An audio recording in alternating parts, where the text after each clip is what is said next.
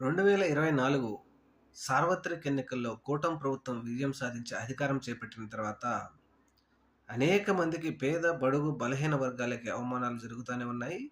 అలాగే doctor BR Ambedkar గారికి రాజ్యాంగ నిర్మాతకు తూర్పుగోదావరి జిల్లాలో తీవ్రమైనటువంటి అవమానం జరిగింది.